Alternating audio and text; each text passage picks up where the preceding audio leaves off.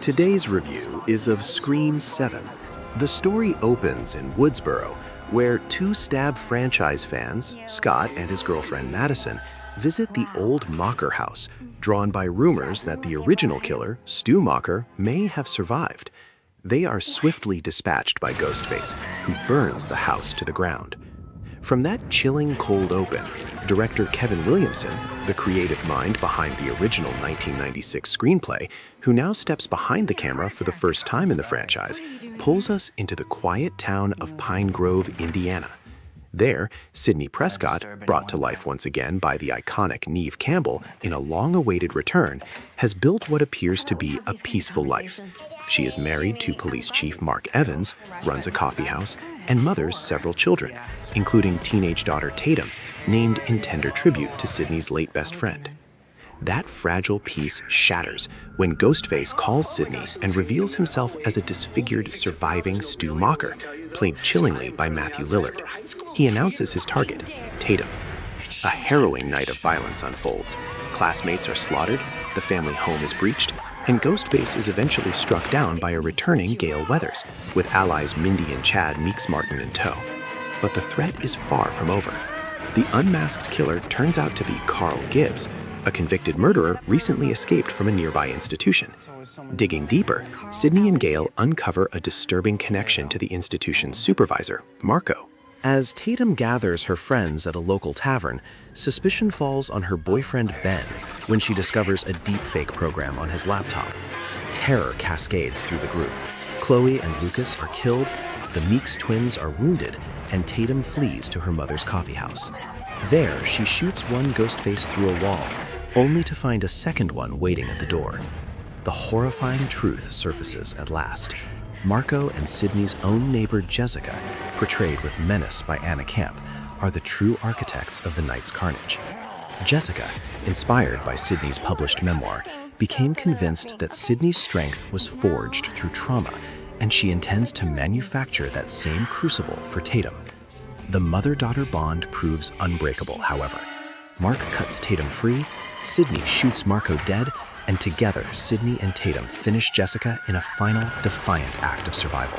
Scream 7 is best suited for devoted franchise fans who cherish the mythology and welcome the return of legacy characters. Horror enthusiasts who enjoy psychological cat and mouse tension alongside slasher thrills will find enough to engage them. Scream 7 is currently available to stream on Paramount+, Prime Video, Apple TV, Fandango at Home, Google Play Movies, YouTube, and Plex, or purchase on DVD from Amazon. Thanks for watching KBM International Film Review. Today's review is 28 Years Later, The Bone Temple, a post-apocalyptic horror film from the United Kingdom and the United States, released on January 16, 2026.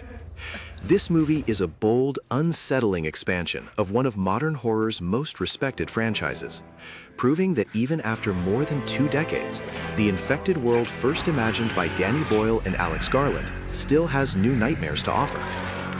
Directed by Nia DaCosta and written by Garland, this 4th installment in the 28 Days Later saga moves beyond pure survival horror into something far stranger, darker, and more philosophically ambitious. Serving as a direct sequel to 28 Years Later, 2025, the film follows Spike, a young survivor navigating a Britain still devastated by the rage virus. But this time, the threat is not merely the infected, it is what remains of humanity. Spike is drawn into the orbit of Sir Lord Jimmy Crystal, a charismatic cult leader whose satanic ideology transforms the post-apocalyptic landscape into a battlefield of belief, power, and psychological manipulation. At the same time, Dr. Ian Kelson, played with haunting intensity by Ralph Fiennes, forms an unlikely bond with Samson, an alpha infected, introducing one of the franchise's most provocative moral questions. What if the monsters are evolving faster than the humans? What makes The Bone Temple so compelling is its refusal to repeat old formulas. Earlier films in the series thrived on speed, panic, and relentless dread. This sequel retains that brutal energy, but layers it with theological horror and existential unease. The infected are still terrifying, but DaCosta shifts the deeper horror toward ideology, how trauma reshapes belief, how memory mutates truth, and how civilization can be rebuilt into something even more dangerous than the apocalypse that destroyed it. The title, The Bone Temple, is not symbolic. It becomes an architectural and psychological centerpiece, a monument to humanity's obsession with death and legacy. Hildur Gudnadadottir's score intensifies that atmosphere beautifully, blending sacred tones with deep, unsettling dread, creating a soundtrack that feels almost ritualistic. Performance-wise, the film is anchored by Ralph Fiennes, who brings emotional gravity and moral ambiguity to Dr. Kelson. Alfie Williams gives Spike a raw vulnerability that grounds the narrative, while Jack O'Connell's Jimmy Crystal is one of the franchise's most memorable antagonists, equal parts cult prophet and post-apocalyptic nightmare. Some audiences may find The Bone Temple less accessible than its predecessors.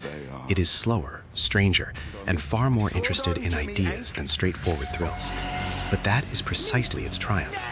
Rather than recycling nostalgia, it dares to evolve the franchise into something more mature and unsettling. Ultimately, 28 years later, The Bone Temple is not just another zombie sequel. It is a meditation on what survives after catastrophe. Not only bodies, but belief systems, myths, and the darkest parts of human nature. In that sense, it may be the franchise's most disturbing chapter yet. Watch these movies only through official platforms. Thanks for watching KBM International Film Review. Next on our list is Send Help, a survival horror thriller film from the United States, released on January 30th, 2026. Send Help marks a thrilling and unexpected return to director Sam Raimi's horror roots, blending survival thriller, dark comedy, and psychological tension into one of 2026's most distinctive genre films. Known for redefining horror with The Evil Dead and balancing blockbuster spectacle in recent years, Raimi uses Send Help to remind audiences why his storytelling voice remains so unique, chaotic, inventive, and deeply entertaining. The film stars Rachel McAdams and Dylan O'Brien as two unlikely survivors of a catastrophic plane crash, an overlooked employee and her arrogant boss, stranded alone on a remote island. What begins as a straightforward survival story quickly evolves into something far more psychologically layered, as isolation, resentment, and shifting power dynamics transform their fight for survival into a brutal battle of wills. What makes Send Help so compelling is its tonal unpredictability. Raimi expertly blends moments of genuine suspense with bursts of dark humor and uncomfortable human drama, creating a film that constantly keeps viewers off balance. It recalls the emotional isolation of Castaway, but filters it through Raimi's signature lens, where tension can become absurd, violence can become operatic, and character psychology becomes just as dangerous as the environment. Visually, the film thrives on contrast.